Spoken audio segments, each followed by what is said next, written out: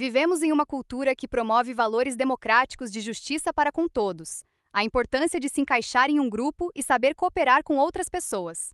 Aprendemos cedo na vida que aqueles que são visivelmente combativos e agressivos pagam um preço social, impopularidade e isolamento. Estes valores de harmonia e cooperação são perpetuados de modo sutil e não tão sutil, por meio de livros sobre como ter sucesso na vida, com as aparências agradáveis e pacíficas que aqueles que avançaram no mundo apresentam aos outros em geral, com noções de correção que saturam o espaço público. O nosso problema é que fomos treinados e preparados para a paz, e não estamos nem um pouco prontos para o que nos confronta no mundo real: guerra. Esta guerra existe em vários níveis. Mas, obviamente, temos nossos rivais do outro lado. O mundo se torna cada vez mais competitivo e desagradável. Na política, nos negócios, até nas artes, enfrentamos adversários que farão quase de tudo para ganhar uma vantagem. Meio perturbadoras e complexas, entretanto, são as batalhas que enfrentamos com aqueles que supostamente estão do nosso lado. Há aqueles que visivelmente fazem o trabalho em equipe, que agem de forma muito amistosa e agradável, mas que nos sabotam nos bastidores, que usam o grupo para promover as próprias prioridades. Outros, mais difíceis de se identificar, fazem o jogo sutil da agressão passiva, oferecendo ajuda que não vem nunca, instilando culpa como uma arma secreta. Superficialmente, tudo parece bastante pacífico, mas por baixo, é cada homem e mulher por si próprio, essa dinâmica infectando até famílias e relacionamentos. A cultura pode negar esta realidade e promover um quadro mais gentil, mas sabemos e sentimos isso em nossas cicatrizes de batalha. Não é que nós e nossos colegas sejamos criaturas ignóbeis que não estão à altura dos ideais de paz e altruísmo, mas é que não podemos deixar de ser como somos. Temos impulsos agressivos que são impossíveis de ignorar ou reprimir. No passado, indivíduos podiam esperar que um grupo, o Estado, uma família ampliada, uma empresa, cuidassem deles. Mas isto não acontece mais. E nesse mundo desamparado, temos que pensar, antes de tudo, em nós mesmos e em nossos interesses. O que precisamos não é de ideais impossíveis e desumanos de paz e cooperação para realizar, e da confusão que eles nos causam, mas sim de conhecimento prático sobre como lidar com os conflitos e as batalhas diárias que enfrentamos. E este conhecimento não é sobre como ser mais enérgico para conseguir o que queremos ou para nos defender, mas sim sobre como ser mais racional e estratégico na hora do conflito, canalizando nossos impulsos agressivos em vez de negar ou reprimi-los. Existe um ideal a ser alcançado, deve ser o do guerreiro estratégico, o homem ou a mulher que administra situações difíceis e pessoas por meio de manobras hábeis e inteligentes. Muitos psicólogos e sociólogos têm argumentado que é através do conflito que problemas são, com frequência, solucionados e diferenças reais reconciliadas. Nossos sucessos e fracassos na vida podem ter suas origens na boa ou má forma de lidar com os conflitos inevitáveis com quais nos deparamos na sociedade. As maneiras como as pessoas costumam lidar com eles, tentando evitar todos os conflitos, emocionando-se e vociferando, com dissimulações e manipulação, são todas contraproducentes no longo prazo, porque não estão sob controle consciente ou racional e, muitas vezes, pioram a situação. Guerreiros estratégicos operam de forma bem diferente. Eles pensam com antecedência em suas metas de longo prazo, decidem que lutas evitar e quais são as inevitáveis. Sabem como controlar e canalizar suas emoções. Quando obrigados a lutar, eles o fazem com manobras indiretas e sutis, tornando difícil perceber suas manipulações. Deste modo, eles podem manter o exterior pacífico, tão acalentado nestes tempos políticos. Este ideal de combate racional nos vem da guerra organizada, em que a arte da estratégia foi inventada e refinada. No início, a guerra não era nada estratégica. Batalhas entre tribos eram travadas de um modo brutal, uma espécie de ritual de violência no qual indivíduos podiam exibir seu heroísmo. Mas conforme as tribos se expandiram e evoluíram para estados, tornou-se bem evidente que a guerra tinha muitos custos ocultos, que travá-la às cegas muitas vezes levava à exaustão e autodestruição, mesmo para o vencedor. De algum modo, as guerras precisavam ser combatidas de uma forma mais racional. A palavra estratégia vem do grego antigo strategos, significando literalmente o líder do exército. Estratégia, neste sentido, era a arte de ser general, de comandar todo o esforço de guerra, decidir que formações utilizar, em que terreno lutar, que manobras usar para ganhar uma vantagem. E conforme progredia este conhecimento, líderes militares descobriram que quanto mais pensassem e planejassem com antecedência, mais possibilidades tinham de sucesso. Novas estratégias podiam lhes permitir derrotar exércitos muito maiores, como Alexandre, o Grande, fez em suas vitórias sobre os persas. Ao enfrentar adversários astutos que também estavam usando estratégia, desenvolvia-se uma pressão de baixo para cima. Para ganhar vantagem, um general tinha de ser ainda mais estratégico, mais indireto e esperto do que o outro lado. Com o tempo, as artes do comando foram ficando cada vez mais sofisticadas, conforme se inventavam mais estratégias. Embora a palavra estratégia em si seja de origem grega, o conceito aparece em todas as culturas, em todos os períodos. Princípios sólidos, estratégia, é mais do que uma ciência. É a aplicação de conhecimentos à vida prática, o desenvolvimento de pensamentos capazes de modificar a ideia original e orientadora à luz de situações sempre em mudança. É a arte de agir sob a pressão das mais difíceis condições. Helmut von Moltke, 1800 bis 1899, sobre como lidar com os acidentes inevitáveis da guerra, como traçar o melhor plano, como melhor organizar o exército. Tudo isto pode ser encontrado em manuais de guerra desde a China antiga até a Europa moderna. Ou contra-ataque. A manobra de atacar pelo flanco ou cercar e as artes da dissimulação são comuns aos exércitos de Genghis Khan, Napoleão e o Shaka Zulu. Como um todo, estes princípios e estratégias indicam uma espécie de sabedoria militar universal, um conjunto de padrões adaptáveis que podem aumentar as chances de vitória. Talvez o maior estrategista de todos tenha sido Sun Tzu, autor do antigo clássico chinês A Arte da Guerra. Nesse livro, escrito provavelmente no século IV a.C., encontram-se traços de quase todos os padrões e princípios estratégicos desenvolvidos mais tarde ao longo dos séculos. Mas a conexão entre eles, o que de fato constitui a arte da guerra em si aos olhos de Sun Tzu, é o ideal de vencer sem derramamento de sangue. Ao jogar com as fraquezas psicológicas do adversário, ao manobrar para colocá-lo em posições precárias, ao induzir sentimentos de frustração e confusão, um estrategista pode fazer com que o outro lado sucumba mentalmente antes de se render fisicamente. Deste modo, a vitória pode ser obtida por um custo bem menor. E o Estado que vence guerras com poucas perdas de vida e desperdício de recursos é o que pode prosperar por períodos mais longos de tempo. Certamente, a maioria das guerras não são travadas de forma tão racional, mas aquelas campanhas na história que seguiram este princípio, Cipião Africano na Espanha, Napoleão em Ulm, T.E. Lawrence nas campanhas no deserto da Primeira Guerra Mundial, distinguem-se do resto e servem como o ideal. Guerra não é um reino distinto divorciado do resto da sociedade. É uma área eminentemente humana, repleta do que há de melhor e pior de nossa natureza. Guerra também reflete tendências na sociedade. A evolução para estratégias menos convencionais, sujas, guerrilha, terrorismo, espelha uma evolução similar na sociedade, na qual vale quase tudo. As estratégias que tiveram sucesso na guerra, sejam elas convencionais ou não, baseiam-se na psicologia atemporal, e grandes fracassos militares têm muito a nos ensinar sobre a estupidez humana e os limites da força em qualquer arena. O ideal estratégico na guerra: ser extremamente racional e emocionalmente equilibrado, esforçando-se para vencer com o mínimo de derramamento de sangue e perda de recursos. Tem infinitas aplicações e relevância para nossas batalhas diárias. Inculcados com os valores de nossos tempos, muitos argumentarão que a guerra organizada é inerentemente bárbara, uma relíquia do passado violento do homem e algo a ser superado de uma vez por todas.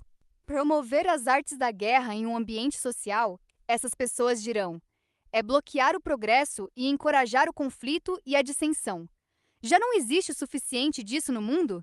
Este argumento é muito sedutor, mas nem um pouco razoável.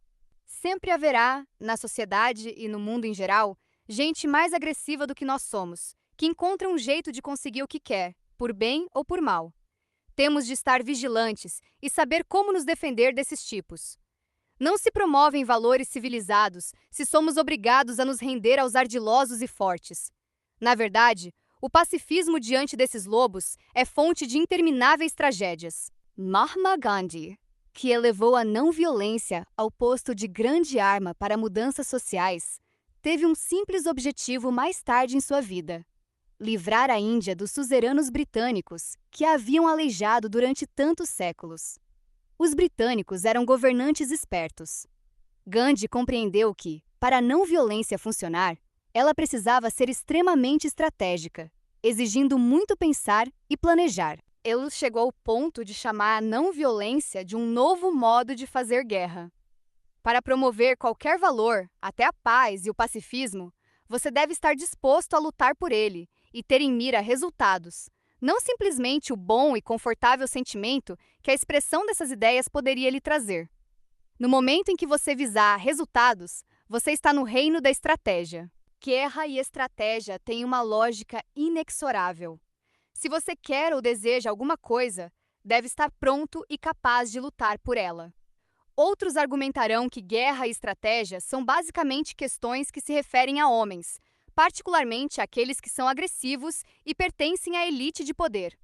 O estudo de guerra e estratégia, dirão, é uma busca masculina, elitista e repressora, um meio para a perpetuação do poder. Esse argumento é um absurdo perigoso.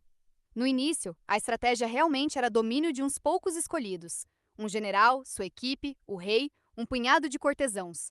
Soldados não aprendiam estratégia, porque isso não lhes serviria de nada no campo de batalha. Além disso, não era sensato armar os próprios soldados com um tipo de conhecimento prático que poderia ajudá-los a organizarem um motim ou rebelião. A era do colonialismo levou este princípio ainda mais longe. Os povos indígenas das colônias europeias eram recrutados para os exércitos ocidentais e faziam grande parte do trabalho de polícia. Mas mesmo aqueles que subiam de posto na hierarquia eram rigorosamente mantidos na ignorância da ciência da estratégia, que se considerava perigosa demais para que soubessem. Manter a estratégia e as artes da guerra como um ramo de conhecimento especializado é, na verdade, fazer o jogo das elites e dos poderes repressores, que gostam de dividir e conquistar. Se a estratégia é a arte de conseguir resultados, de colocar ideias em prática, então ela deve ser divulgada amplamente, em especial entre aqueles que têm sido tradicionalmente mantidos em sua ignorância, inclusive as mulheres. Nas mitologias de quase todas as culturas, as grandes divindades eram femininas, entre elas Atena, da Grécia Antiga. A falta de interesse das mulheres por estratégia e guerra não é biológica, mas social e talvez política. Em vez de resistir à atração da estratégia e às virtudes da guerra racional, ou imaginar que são indignas de você, é bem melhor enfrentar sua necessidade. Dominar a arte só tornará sua vida mais pacífica e produtiva a longo prazo, pois você saberá como fazer o jogo e vencer sem violência. Ignorá-la conduzirá a uma vida de confusões e derrotas sem fim. O que você verá a seguir são 6 ideais fundamentais que você deve ter como objetivo para se transformar em guerreiro estratégico no dia a dia. Veja as coisas como elas são, e não com o colorido que suas emoções lhes dão. Na estratégia, você deve ver suas reações emocionais ao que acontece como uma espécie de doença que precisa ser curada. O medo o fará superestimar o inimigo e agir de uma forma muito defensiva.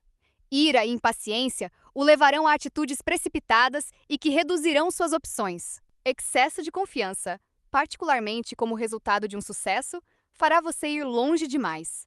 Amor e afeto o deixarão cego para as traiçoeiras manobras daqueles que aparentemente estão a seu lado.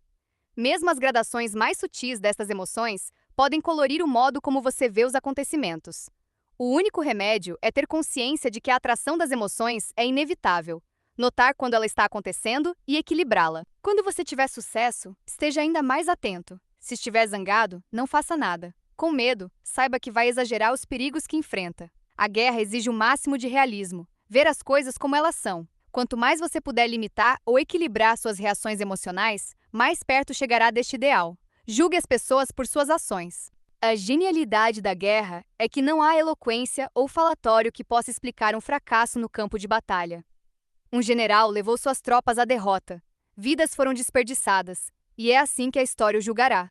Você deve se empenhar para aplicar este padrão cruel em sua vida diária, julgando as pessoas pelos resultados de suas ações, pelos feitos que se podem ver e medir, pelas manobras que elas usaram para ganhar o poder. O que as pessoas dizem sobre si mesmas não importa, elas dirão qualquer coisa. Veja o que elas fizeram. Feitos não mentem. Você também deve aplicar esta lógica a si mesmo. Ao examinar uma derrota, você deve identificar o que poderia ter feito diferente. A culpa de seus fracassos é de suas más estratégias, não do adversário desonesto. Você é responsável pelo que há de bom e de ruim em sua vida. Como corolário, olhe para tudo que as outras pessoas fazem como uma manobra estratégica, uma tentativa de vencer. As pessoas que o acusam de ser injusto, por exemplo, que tentam fazer você se sentir culpado, que falam de justiça e moral, estão tentando ganhar uma vantagem no tabuleiro de xadrez. Dependa das próprias armas. Em busca de sucesso na vida, as pessoas tendem a confiar em coisas que parecem simples e fáceis, ou que já funcionaram. Isto poderia significar o acúmulo de riqueza, recursos, um grande número de aliados ou a tecnologia mais recente e a vantagem que ela traz. Isto é ser materialista e mecânico. Mas a verdadeira estratégia é psicológica, uma questão de inteligência, não de força material. Tudo na vida pode ser tirado de você, e geralmente o será em algum momento. Sua fortuna desaparece. A engenhoca mais recente, de uma hora para outra, fica ultrapassada. Seus aliados o desertam. Mas se sua mente estiver armada com a arte da guerra, não há poder que possa tirá-la. Em meio a uma crise, sua mente encontrará o caminho para a solução correta. Ter estratégias superiores nas pontas dos dedos dará às suas manobras uma força irresistível. Como disse Sun Tzu, depende de você ser imbatível. Adore Atena, não Ares. Na mitologia da Grécia Antiga, o imortal mais esperto de todos era a deusa Metis. Para impedir que ela fosse mais astuciosa do que ele e o destruísse, Zeus casou-se com ela, em seguida engoliu-a inteira, esperando absorver com isso a sua sabedoria. Metis, entretanto, estava esperando um filho de Zeus, a deusa Atena, que em seguida nasceu de sua testa. Como condizia a sua linhagem, ela foi abençoada com a espertidade de Metis e a mentalidade guerreira de Zeus.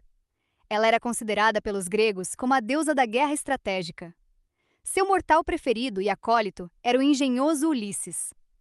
Ares era o deus da guerra em sua forma direta e brutal. Os gregos desprezavam Ares e adoravam Atena, que sempre lutou com suprema inteligência e sutileza. Seu interesse na guerra não é a violência, a brutalidade, o desperdício de vidas e de recursos, mas a racionalidade e o pragmatismo que ela nos impõe, e o ideal de vencer sem derramamento de sangue. Usando a sabedoria de Atena, seu objetivo é o de transformar a violência e a agressão desses tipos contra eles, fazendo com que sua brutalidade seja a causa de sua ruína.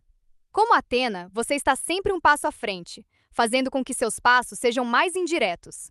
Sua meta é mesclar filosofia e guerra, sabedoria e batalha, em uma mistura imbatível. Eleve-se acima do campo de batalha. Na guerra, a estratégia é a arte de comandar por inteiro a operação militar. Tática, por outro lado, é a habilidade de compor o exército para a batalha em si e lidar com as necessidades imediatas do campo de batalha. Nós, na grande maioria, somos táticos na vida, não estrategistas. Ficamos tão envolvidos nos conflitos que enfrentamos que só conseguimos pensar em como obter o que queremos na batalha que temos pela frente no momento. Pensar estrategicamente é difícil e pouco natural. Você talvez imagine que está sendo estratégico, mas deve estar apenas sendo tático.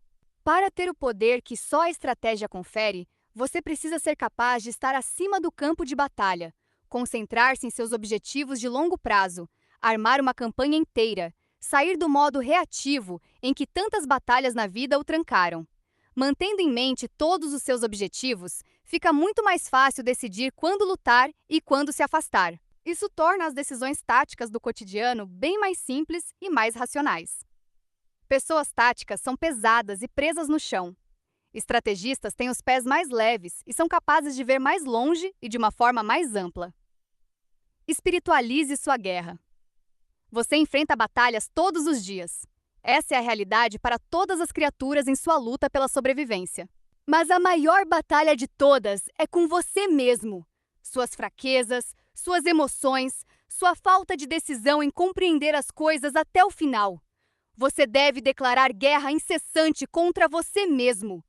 Como um guerreiro na vida, você deve aceitar o combate e o conflito como modos de provar quem você é, de melhorar suas habilidades, de ganhar coragem, confiança e experiência. Em vez de reprimir suas dúvidas e temores, você deve derrubá-los de frente, lutar contra eles. Você precisa de mais desafios. e você convida a mais guerra. Você está forjando o espírito do guerreiro, e somente a prática constante o levará até lá. 33 Estratégias de Guerra é uma destilação da sabedoria eterna contida nas lições e nos princípios da guerra. O livro é projetado para armar você com conhecimentos práticos que lhe darão infinitas opções e vantagens ao lidar com os guerreiros impalpáveis que o atacam na batalha diária. Cada capítulo é uma estratégia voltada para a solução de um problema em particular que você encontrará com frequência. Esses problemas incluem lutar com um exército desmotivado atrás de você, desperdiçar energia combatendo em muitas frentes, sentir-se massacrado por atritos, pela discrepância entre planos e realidade, entrar em situações das quais não consegue sair. Você pode ler os capítulos que se aplicam ao problema particular atual. Melhor ainda, você pode ler todas as estratégias, assimilando-as, permitindo que se tornem parte de seu arsenal mental. Mesmo quando você está tentando evitar uma guerra e não combatendo uma, muitas dessas estratégias merecem ser conhecidas por propósitos defensivos e para você ter consciência do que o outro lado pode estar aprontando. De qualquer maneira, eles não foram escritos como doutrina ou fórmulas para serem repetidas, mas como auxiliares do julgamento no calor da batalha. Sementes que se enraizarão em você e o ajudarão a pensar por si mesmo, desenvolvendo seu estrategista interior latente. As próprias estratégias são selecionadas dos escritos e das práticas dos maiores generais da história: Alexandre o Grande, Aníbal, Genghis Khan, Napoleão Bonaparte, Shaka Zulu, William Tecumseh Sherman, Erwin Rommel, Vo Nguyen Giap, bem como dos maiores estrategistas. Elas variam desde as estratégias básicas da guerra clássica às estratégias sujas, não convencionais dos tempos modernos. O livro está dividido em 5 partes: guerra autodirigida, guerra organizacional, guerra defensiva, guerra ofensiva e guerra não convencional. Cada capítulo é ilustrado com exemplos históricos, não só da guerra em si, mas da política, da cultura, dos esportes, dos negócios, que mostram a íntima conexão entre o militar e o social. Estas estratégias podem se aplicar a lutas em todas as escalas: guerra organizada, batalhas nos negócios, a política de um grupo e até relacionamentos pessoais. Finalmente, a estratégia é uma arte que requer não só um modo diverso de pensar, mas uma abordagem totalmente diferente de ver a vida em si. Com muita frequência, existe um abismo entre nossas ideias e conhecimentos de um lado e nossa experiência real do outro. Absorvemos trivialidades e informações que nos tomam espaço mental, mas não nos levam a parte alguma. Lemos livros que nos divertem, mas têm pouca relevância para nossas vidas diárias. Temos ideias sublimes que não colocamos em prática. Temos experiências tão ricas que não analisamos o suficiente, que não nos inspiram ideias, cujas lições ignoramos. E estratégia requer um contato constante entre os dois reinos. É conhecimento prático em sua forma mais elevada. Os acontecimentos na vida nada significam se você não refletir a respeito deles profundamente. E ideias adquiridas em livros são inúteis se não tiverem aplicação na vida como você vive. Na estratégia, tudo na vida é um jogo que você está jogando. Este jogo é excitante, mas também exige profunda e séria atenção. As apostas são altas. O que você sabe precisa ser traduzido em ação, e a ação precisa ser traduzida em conhecimento. Deste modo, estratégia passa a ser um desafio para a vida inteira e fonte de constante prazer na superação de dificuldades e solução de problemas. Neste mundo, onde se joga com dados chumbados, um homem precisa ter um temperamento de ferro, com armadura à prova dos golpes do destino e armas para enfrentar homens. A vida é uma longa batalha. Temos de combatê-la a cada passo. E Voltaire, com toda a razão, diz que, se temos sucesso, é a ponta da espada, e que morremos com a arma na mão. Arthur Schopenhauer, Conselhos e Máximas, 1800.